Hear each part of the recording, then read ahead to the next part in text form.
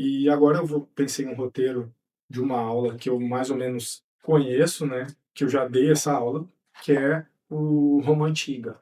A Roma Antiga e a divisão, especialmente, do que a gente pensa que é Roma ou não. A gente conhece a história de Roma pelos filmes que a gente viu, né? A gente já viu um filme muito famoso, é o Gladiador, em que o cara tem que, através de uma jornada de um herói, ele é um grande general, perde aquele posto, depois passa pela a grande dificuldade que é a tragédia comum do herói, né? Ele sai de um lugar paradisíaco, muito favorável, e durante o roteiro ele tem que passar por uma grande provação, ele passa por uma grande provação, ele tem uma grande perda na vida dele. No caso do Gladiador, o imperador morre e ele perde o posto que ele tinha de general, ele perde também a família, né? A esposa e o filho morrem, né?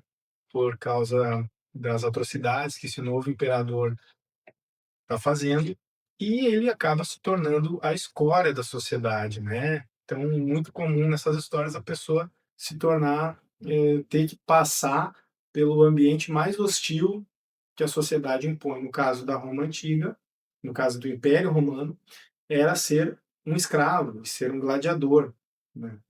E aí o fim da jornada do herói, é claro, ele vai ascender, ele vai crescer dentro daquele ambiente hostil, vai se tornar uma pessoa bastante famosa naquele ambiente, até que ele alcance de novo o patamar que ele estava, que ele sai do início da conversa, né? Que ele sai do início da história, não sem aprender a lição que ele precisava aprender. Então, a história é sempre um retorno ao ambiente que a pessoa já estava, a jornada do herói, mas precisa ter uma lição, né? Precisa ter uma lição que o herói tenha aprendido naquele ambiente. E agora, falando de Roma Antiga, que a gente tem essa projeção a partir dessas histórias, que, claro que tem um pouco de veracidade, mas na história a gente divide de forma diferente. Para começar, o grande guarda-chuva Roma antiga, ele é apenas um referencial, porque na historiografia a gente vai dividir em três momentos. Quais são eles?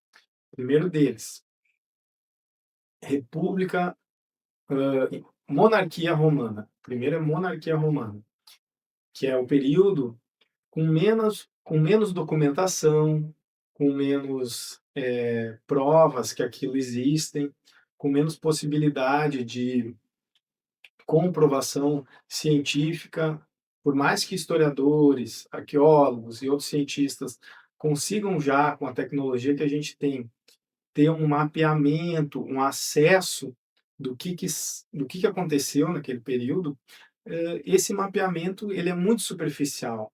Por exemplo, a gente não consegue saber quem foi realmente os verdadeiros reis, como se sucederam os tronos, né?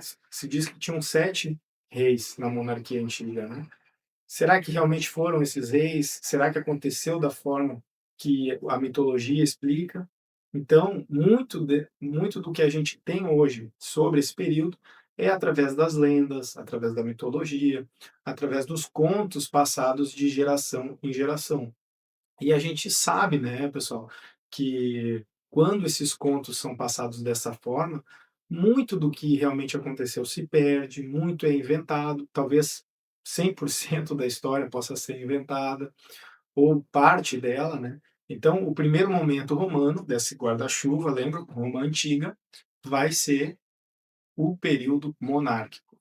E aí, tu me pergunta, qual que é o próximo período, então, né? O próximo período ele é a República Romana. Esse sim é o período em que Roma vai se tornar vai ampliar o território, né? É durante a República Romana que o território da Roma se amplia. Então agora a gente vai ter um Senado fortalecido, a gente vai ter uma divisão social entre patrícios, plebeus muito bem estabelecida, e é durante a República Romana também que a gente vai ter uma troca uma ascensão de pessoas de classes mais baixas. A Roma tem uma divisão social muito bem rígida, né, e a gente vai ter a divisão entre classes mais baixas e classes mais altas se alterando. O que que eu quero dizer com isso? Plebeus, que eram a faixa mais baixa da sociedade, vão começando a ganhar poder.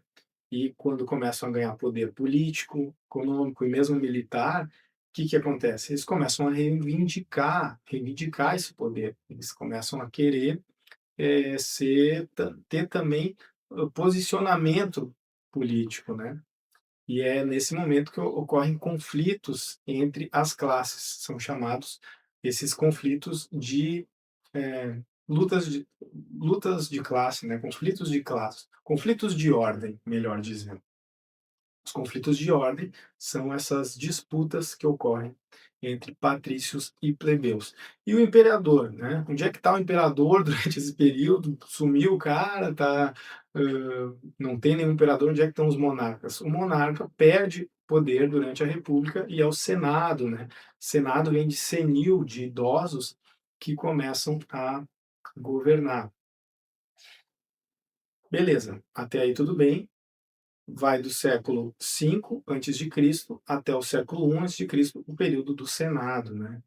E depois, qual período vem? Aí é o mais famoso de todos, ou pelo menos o mais falado, o tema mais mencionado é o período do Império Romano. Tem até um meme, né, dizendo quantas vezes por semana você pensa no Império Romano.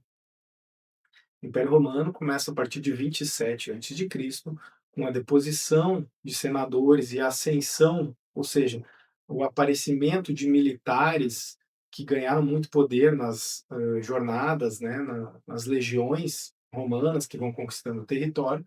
Esses generais, ganhando poder militar, buscam também poder político, até que primeiro formam trios, né, os chamados triunviratos, trios de generais que comandavam o Império, ainda não o Império, mas a República Romana, e posteriormente a deposição de dois desses, literalmente brigas internas, disputas internas por poder, que levam ao poder de apenas um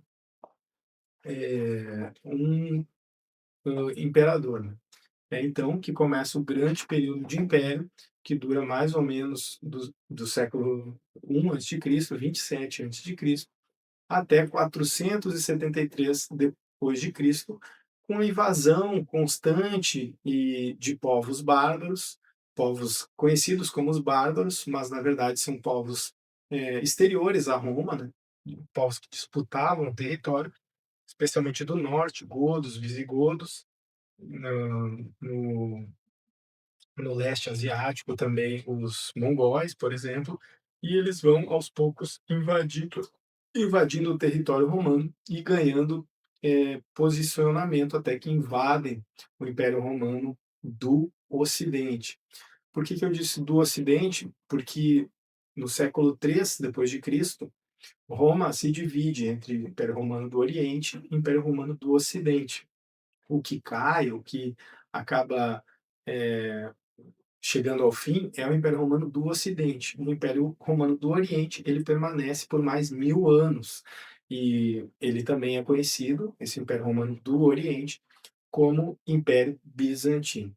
Tá aí, então, esse grande guarda-chuva Roma antiga. Agora você sabe que é só uma concepção pedagógica, mas que há divisões internas dentro da história, dentro da historiografia, para a gente compreender o que foi cada período, né? Até porque um período de 1000 anos, mais ou menos, não dá para a gente conceituar em apenas um termo, né? A gente vai ter que compreender as nuances de cada momento, e aqui eu estou dando uma introdução a essa divisão dessas nuances de cada um dos conceitos. Beleza, pessoal? Espero que tenham gostado. Vamos ver como é que ficou esse vídeo e a gente se vê por aí. Valeu!